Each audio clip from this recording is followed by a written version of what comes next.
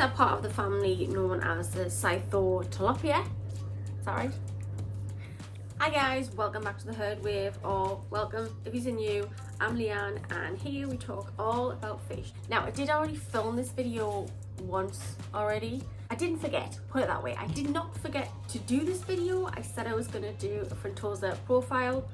Spoiler alert, that's what it is, Frontosa profile. I did say I was going to do this and I did film this probably about a month ago, but when I came to edit it, I don't know, something went wrong. I maybe didn't press the volume. I don't know, something technical went wrong with it. So, Frontosas, let's talk about them. They are just beautiful, amazing fish. Probably one of my favourite fish of all time.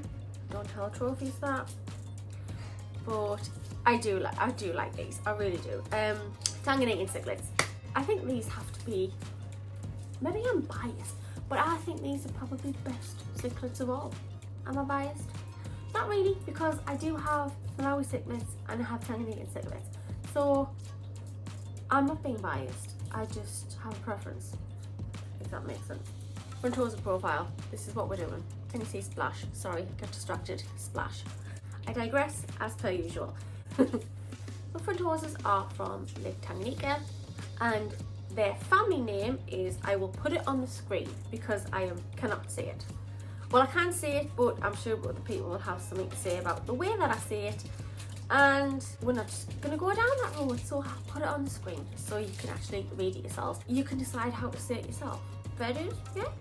Their common name is Frontosa Cichlid.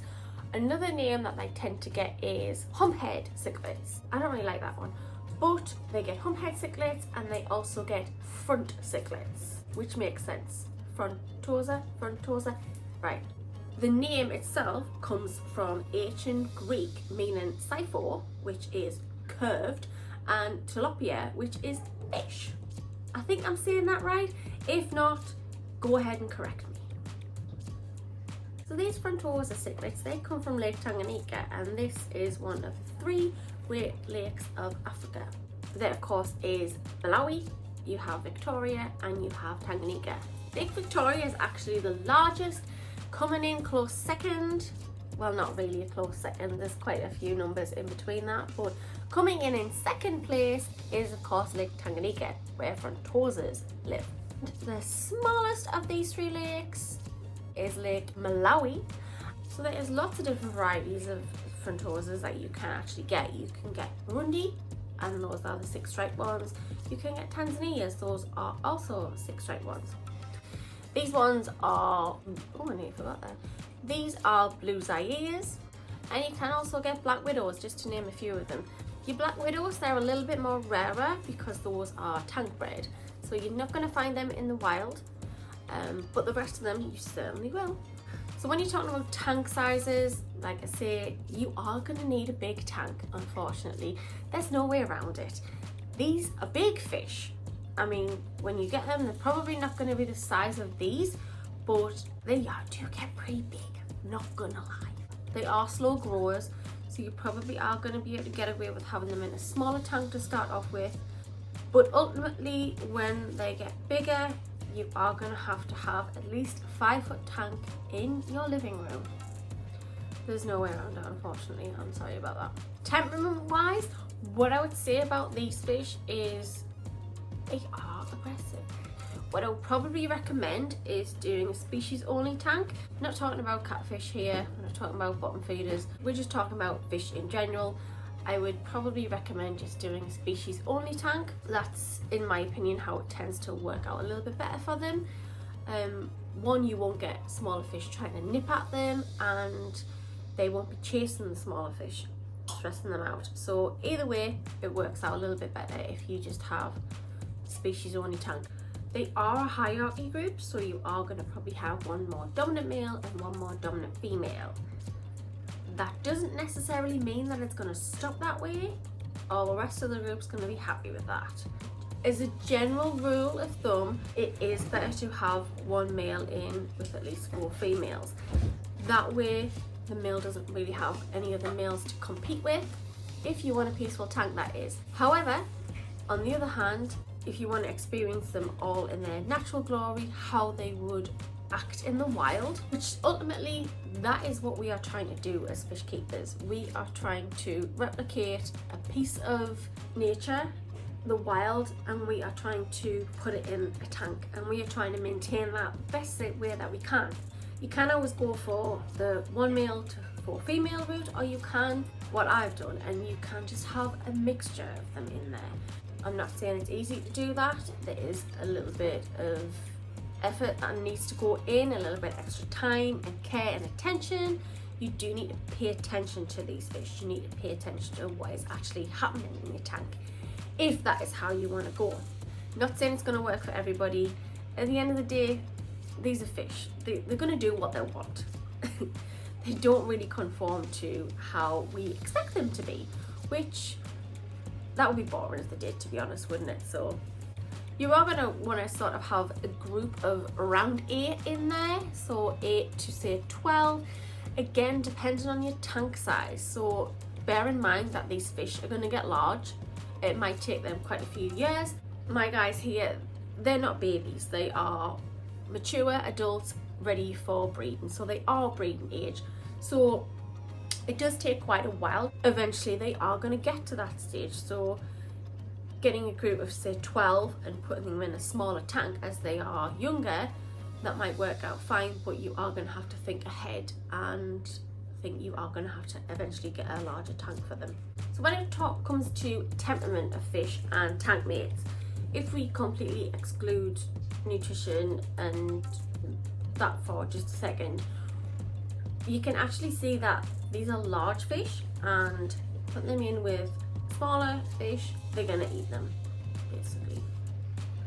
They're either going to eat them or they are going to chase them, and it's going to stress the little fish out. So best thing, or the best tank mates to have for them, is more of something that is not going to compete with them for aggression levels, and also something that is just going to keep out of their way. So best thing for that would probably be some sort of either a catfish or a plec. The top 4 that I would probably suggest is probably something like bristlenoses. These have a really hard shell on them, so they are going to be quite sturdy, and it's going to pretty much, the frontosas will probably keep out of the way of them. Probably Synodontus, that is probably a really good one to have in there. But even though they are scaleless fish, they are pretty fast, so they're going to keep out of their way, and they can get in the little rocks to keep out of the way of them as well. So that's probably a really good one as well. Clown loaches as well, again scaleless fish, but they are very fast, and if you have a group of them, they are going to feel a little bit more confident in a group, as well as they are going to keep away from them. They are going to hide in the rocks, pretty much keep out of the way of them. They're a bottom dwelling fish, so they're pretty good to go as well. And last but not least would probably be a common plec. As we know, these grow pretty big, so they're going to be just fine, especially if you get them when they are smaller and put them in with the frontosas when they are smaller and they grow up together. They're going to be pretty much okay for them. That's probably the 4 that I would recommend. As always, it's never a sure thing with fish.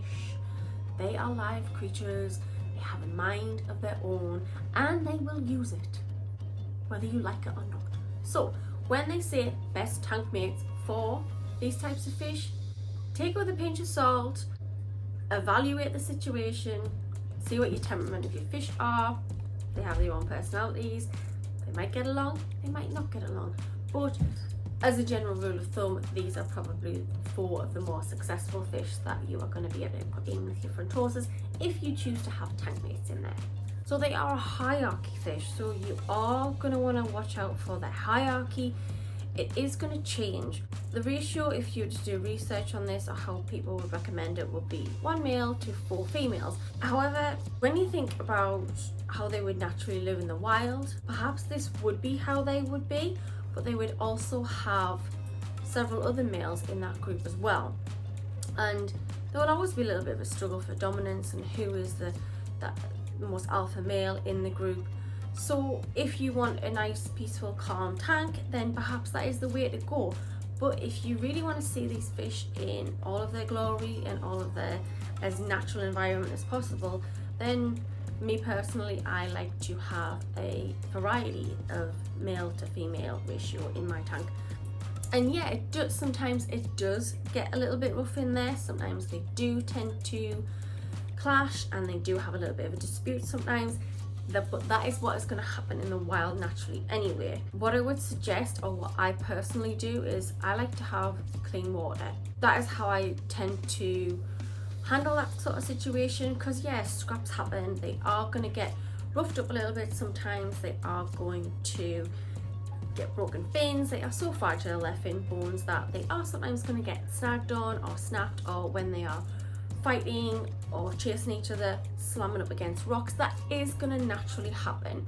So how I tend to handle that sort of situation is, rather than, if you do see that happening, I tend to not jump to conclusions that it's automatically some sort of a bacterial infection or it's fungal, something going on like that. I tend to think of, if you have cleaner water as possible, then your fish are going to naturally fight off any sorts of infection like that without treating it with any sort of parasitical treatments. That's just me personally. That is how I like to have my tanks. You like to do plenty of water changes, and I am an advocate for little and often, just to keep the balance right in the tank.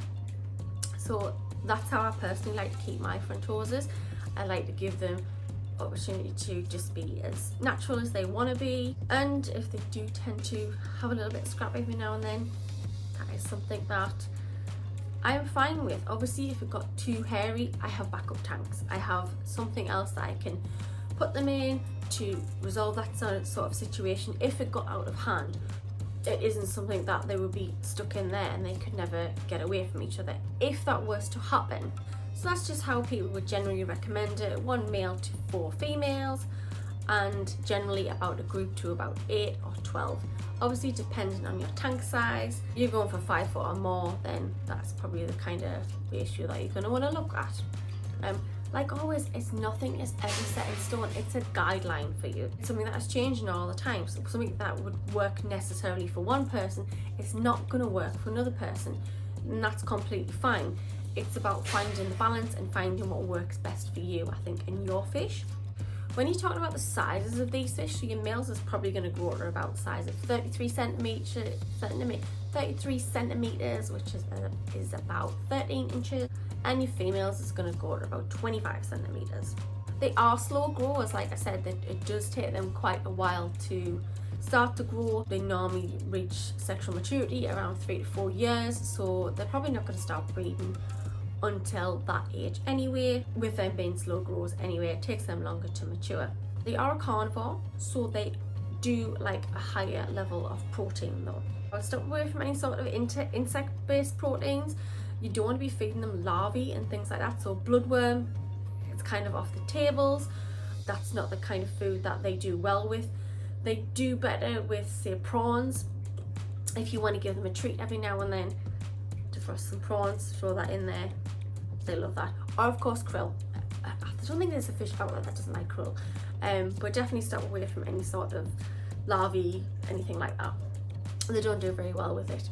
I find they do well with either pellets or flakes. Personally, I feed mine the 4mm Northfin jumbo cichlid variety. That's what I tend to feed mine. I think they do a lot better with things like that. Obviously, a good nutritional diet is what we are looking at here. That is just my personal preference to what I like to go for. I think Northfin has the best things to offer my fish. I've seen a lot of improvement with them as they are on that. In their environment, so you've got to think about where they come from. They are about 10 to 50 meters down, and that is like the sandy shores, so really far down in Lake Tanganyikan. So water parameters stay pretty steady there. There isn't much fluctuation, so you do want to be really careful with this. Again, something that I would always recommend is to keep a steady pH. Don't mess about with your pH too much. Don't try to chase it too much. I'm pretty lucky with the hardness of my water where I am, but as for pH, I don't chase it. I put in natural substances. I use crushed coral in all of my tanks, and I find that works out a lot better for my fish. I keep it steadier, and I find it's more of a balance that way. You do want to keep low lighting as well. My advice for Frontosas would be to have a darker background. One, because it does make the fish stand out more if you're going for the aesthetic look of it, but also that's where they would come from. They would come from lower lighting areas. So the bright lights, yeah, it'll show your fish off, but to keep them more comfortable and more in their natural environment, I would probably go for a darker background and keep your lights pretty low on there. I don't have these lights on a lot of the time. It's only either when I'm filming or when I'm feeding them, so I can see who's getting fed and who's not feeding, anything like that. That's generally how I tend to keep them. You do want to have a strong filter, if not a sump. This is quite a large tank, so I do have a sump attached to this, and I find that works out really well for me. One thing you want to think about is they do require heavy oxygenated water, so air stones in there is a really good idea. You can use power heads, but one thing I would consider with using power heads is not to have too strong a flow on it. It's not that they're not great swimmers, with them being so large, they take up a lot of energy in order to move about. So if you notice, they kind of just bob about in the water. That's to conserve energy. It's not that they can't swim fast and not that they're not great swimmers, it just takes a lot of energy for them to do that, so they would rather reserve that. And like I say, they're pretty big. They're probably the biggest fish out there in Lake Tanganyika, so they don't really have a lot of competition for food, and they don't really need to show anybody who's boss. They just kind of speak for themselves when you look at them. So that is another thing to consider. Power heads, yeah, great for oxygenating, but not too strong of current for the temperature. This can vary given the depths of where they come from, so 22 to 30 degrees, given that it is in Africa, but you need to consider that it does get really cold at night, especially 50 foot down in Lake Tanganyika, so the temperature is pretty versatile. I wouldn't suggest any sudden temperature changes, but they can vary in a wider temperature variance. When you're looking at sexing these fish, males versus females, females are going to be significantly smaller and they are going to be lighter in colour than what the males are. And also their nuclear hump, that is going to be slightly smaller than what the males are. So you can probably see the difference between male and female here. You can tell the different characteristics. Obviously these are older fish, so it is a lot easier to tell the difference between the males and females, but generally when they are younger juvenile fish, the only sure way really is to vent them. When you're looking at anal fins, the male's anal fin does tend to get longer and they do have slightly more of a longer trailer. These trailers will develop as they get older. You're not going to have smaller juvenile fish. You're not going to see these on the smaller juvenile fish. It does take a long time for these trailers to develop, and it also depends what kind of tank mates you have in with them. I don't have any other types of fish in there other than a plek in there, common plek, and Splash kind of, he's called Splash, he has a name. He kind of keeps to himself. So yeah, the balance of that actually works out really well, but you never know. You never know with fish. Sometimes it could work out, sometimes it won't, but I find personally that my plek gets along just fine with those. But as I say, I don't have any other types of fish in there that are going to chase after them and they're gonna nip at those long trailers. So that's another thing to consider if you want your males to have these long trailers. Putting them in with other types of fish, you need to be careful about that because they might end up nipping at those. The males, when they're generally fighting, they don't tend to go for that area. It is more the face area or the side area. They don't tend to go for that lower region at all, so that's pretty safe with them. So when you're thinking about breeding, these are somewhat different to other mouth brooding Tanganyikan cichlids and different to most Malawi cichlids. These actually, their eggs are fertilized in their mouth rather than outside of their body. The females then do carry the eggs in their mouths and they do move them around in the normal way that most cichlids would do, but that is the slightest difference between those two types of fish. The eggs are not fertilized externally, they are fertilized internally in their mouths. So if you are considering Tanganyikan cichlids, I would definitely recommend these kinds of fish.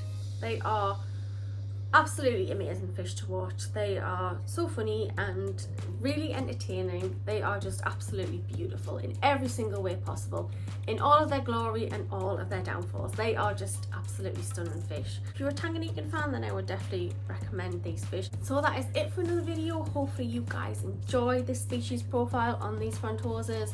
Don't forget, you can subscribe if you're not already. You can click the notification bell. It lets you know every time I upload a video. So with that being said, don't forget to like, thumbs up, all that. Don't forget to like, thumbs up, all that jazz, and I will catch you on my next one. Bye now.